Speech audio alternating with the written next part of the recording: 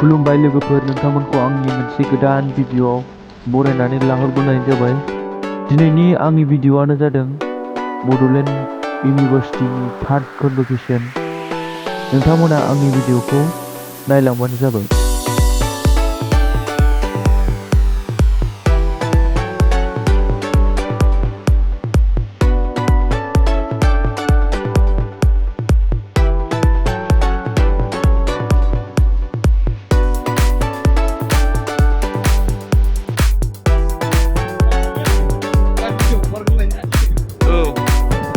दे interview होदो रा, नोंहाथ' इन्टारभिउ होयोना सार। नोंथाङा एम ए पास जानानै माबायदि मोनखो?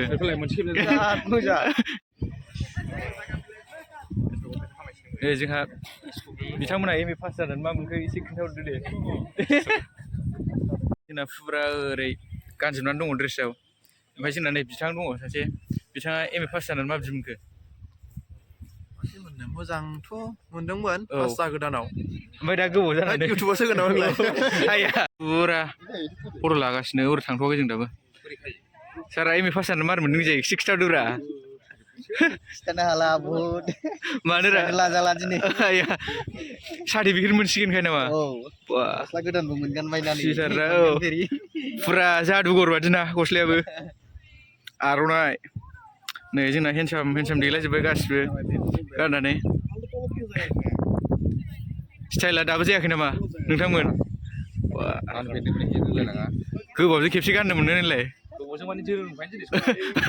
आवगोल खालामाखैमोन खेबसेनो होनबा एबार?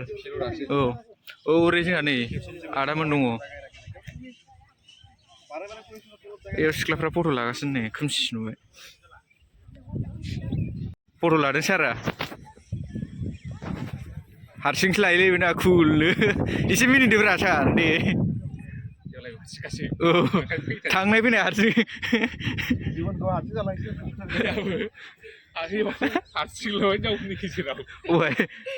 आंबो दंब्रा बेहाय। ए औ बे गावनो लेट फैदों, आं लिंहरखादोंमोन बेखौ। माबा गारखोनाय लानोनो। दे दे दे बहाथो भिडिअ'आलाय? दे बोरो भिडिअ' अफाय दोनदों? ए आय' भिडिअ' लानाय नालाय देनजारलै बिसिना। आय' लागा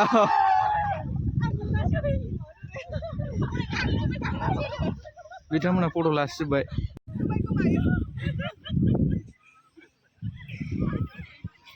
एम ए पास जानानै माबायदि मोनखो?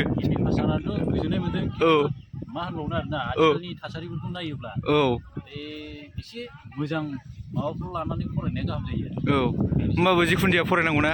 फरायनांगौ। औ फरायनाय नांथारगौ। होननानै नेवसिजाया। औ गावनि जिउखौ दैदेननायाव आरो थासारिफोरा जेरैबायदि सोलिदों बेफोरखौ खालामजानो गावखौ बुजिनो हायो आरो। औ औ औ सिङाव हाबहैसिगोन। थाब थाब हाबनो थिनबाय आरोना। मानि बेजोंहाय थाबायलांग्राजों रेड कार्पेट बनानै होलायलायदों आरोना। वाब बिराद गोजोननाय मोनदों आरो। मास्टार डिग्रि कमप्लिट जाखांनानै बेबादि रेड कार्पेटआव थाबायलायनो मोनबा बिराद गोजोननाय मोनो। मानसिफ्रा बुङोना लेखा फरायनानै लाब गैया माया, बिदिखौ गोसोआव लानाङा फंबायमोन बिनानावमोन। मानो होनब्ला लेखा रोंबासो गासिबो जाजोबो। आय' फट' लानाय मालाय बिथांमोना। ओमफ्राय सिङाव आराम हाबफैबाय जोङो। दा नैबे फुरा एसे खालि दंबावोमोन आरो। ओमफ्राय जोंना बैथिं जोंनि क्लासमेट्सफ्रा जिरायना दङ, हनै हाय होनहरबावबायसो। बेयाव थांनानै जिरायसै आरो जों। सिङाव हाबफैबाय एबार। एरना हरदोब्रा एसे लोगोफोर। माथो सार बे बिदिनो थाखायो, जिरायल'। सारा जोंना सारखौनो जिराय रोंबावगोन दाबो। उफाय गैयाबा नांगौ मेम'रिस दे ना, दे मेम'रि खालामनांगौ ना। जोंना बोरायबा नायलाबायसै ना। एबारना जाहैबाय थार्ड कनभकेसन। अडिट'रियामा थिगानो दं, गोदानथार। जों जिरायग्रोनो मोनबाय आरो। प्रग्रामाव फार्स्ट टाइम ओरै गोजौआव दं। थांखि गोनां मिजिंआ देरहासार जायो।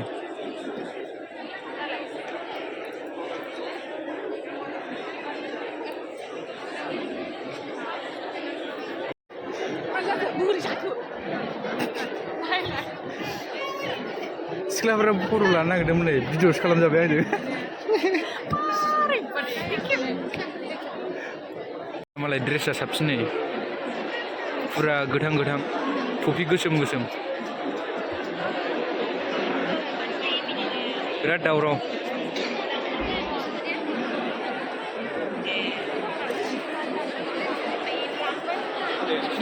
सासे मा खेबलागासिनो बयबो खेबोल' गोजौआवबो दंबावो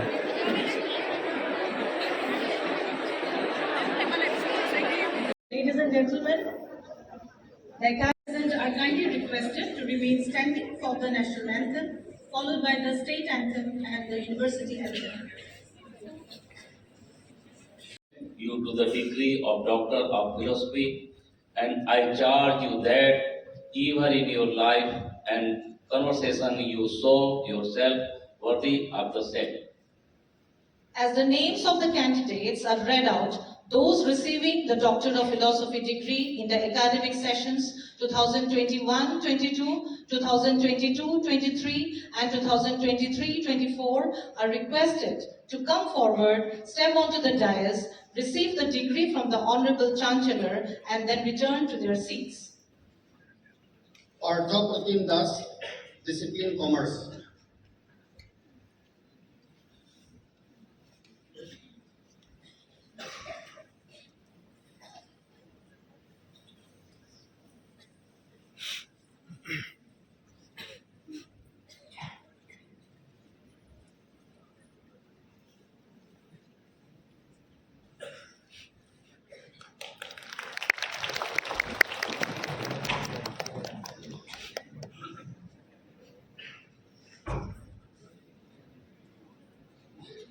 Govinda Vashya, discipline Assamese.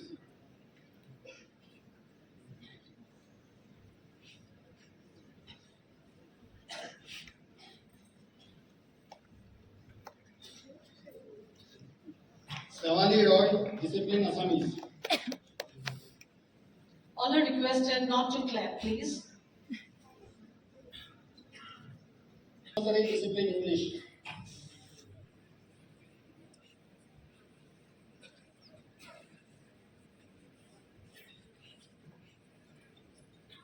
Konkana Bhomik, discipline English.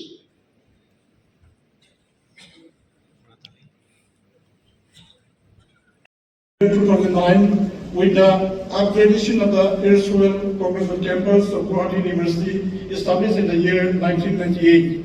With just 4 departments of Assamese, Bodo, Economics and English, emerged as the north center of the intellectual activities of the people of the BTO area. It is now expanded to 17 departments with the addition of 13 more departments comprising of 4 faculties like languages, social sciences, science and technology and management. This university at present is the confluence of ideas, scientific attitude and temperament, literary sensibility.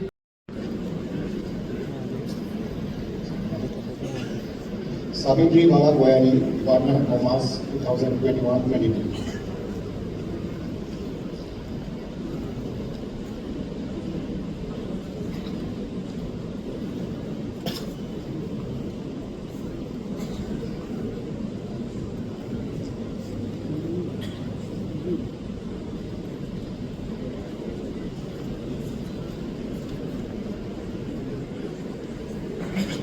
Rupam Basmantri, Department of Commerce, batch 2022-23.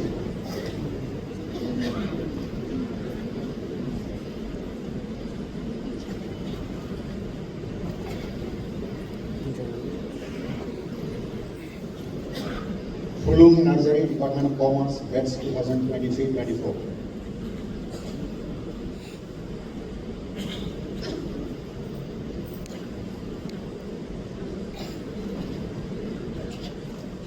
Now from the Faculty of Languages, Mayuri Roy, Department of Assamese, 2021-22.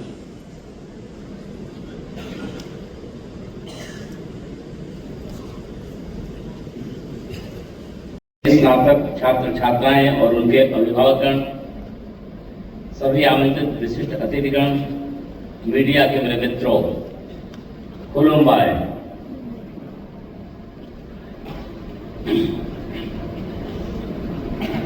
Bodoland university आमति बिमंग बेरातो समलाई न मन्नाने आम जपत गजन नायक मंडन।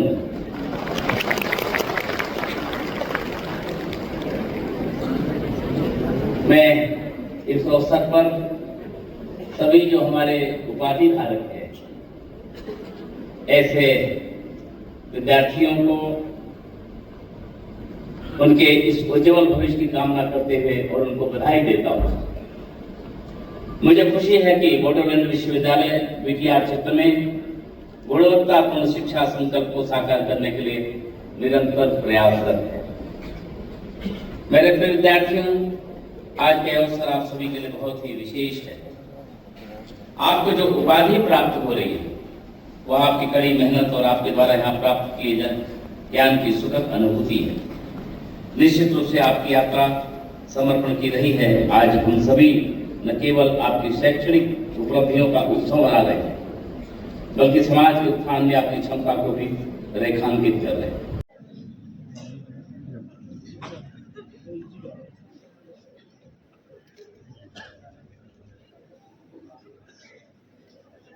All others are requested to stay back in the convocation hall.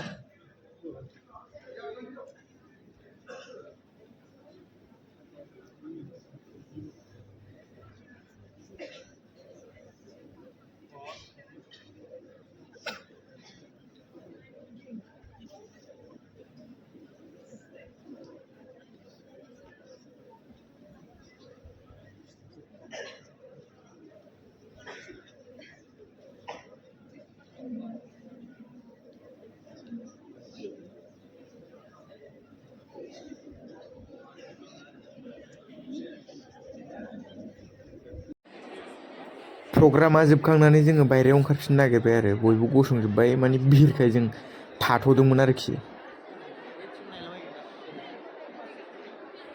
You may take your seats now.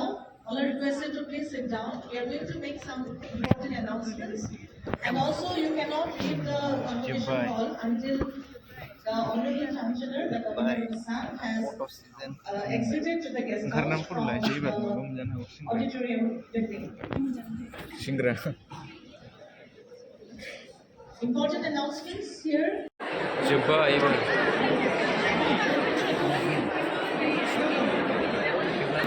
Kindly wait for some time, dear all. Kindly wait for some time until you are allowed. बयबो फट' लासिजोब्बाय जोबनायनि जोबनाय बारा गोबाव जायासै दसेनो जोब्बाय।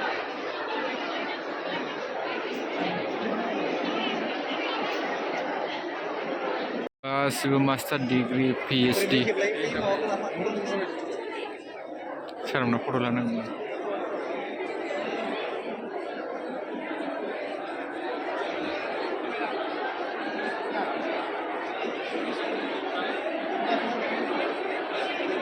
सारा जोंना फट' लानाया खोथादों।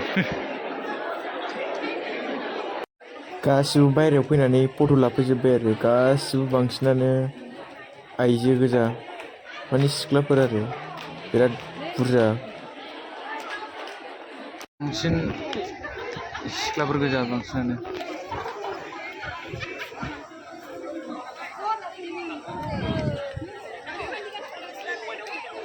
फुरा मानसि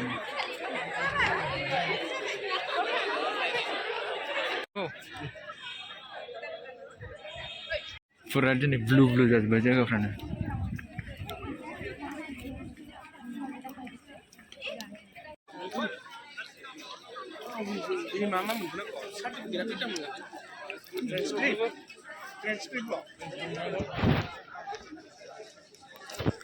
wah गोदै जाना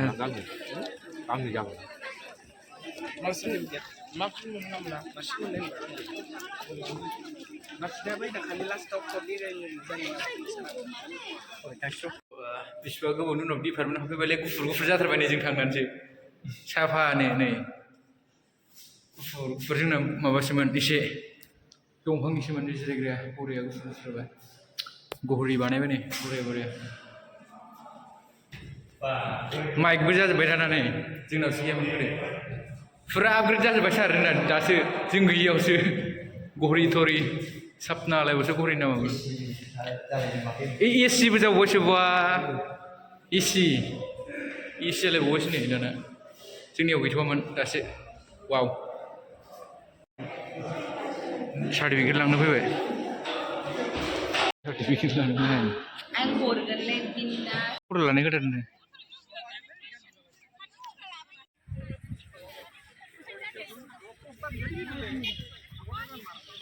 खिथाब्रा आरे गथ'फोरनो माबा नांगोन ना इयुन जोलैफोरनो नोंथाङा एम ए पास जानानै माबायदि मोनदों मोजां मोनदों गोसोखौ दानि जुगावथ' साख्रिखौ रावबो मोना होमबाबो लेखा फरायनांगौ बिदि ड्रेस गाननो मोनो बयबो ओंखायनो मोजाङै फरायदों नोंथाङालाय एसे फोरमायहरदो आं गाबाखै दे नोंथाङा एम ए पास जाना गाबदों नामा दे फोरमायहरदो एसे बे गाबदों दे रसुमै खोन्थाहरदो एसे फरायनांगौ एमएखौ ओमफ्राय उसुबिदा जायो मोनो मेरला ओमफ्राय दहाय मालाय गल्ड मेडेल मोननायखौ बोरैबा मोनदों दा गोसोआ मोनाखै मानो माने दासो सानदों कि जोंबो मोजां फरायनांगौ जि मोजां फरायथारगौमोन जों मालाय एक्सट्रा मोनलायलायदों ना गवर्नरनिफ्राय दुखु जाबाय दे बिसामोना गल्ड मेडेलिस्ट दासो ओंखायनो फरायखानांगौ एसेब्रा बिसोरहा मालाय अनजाबाय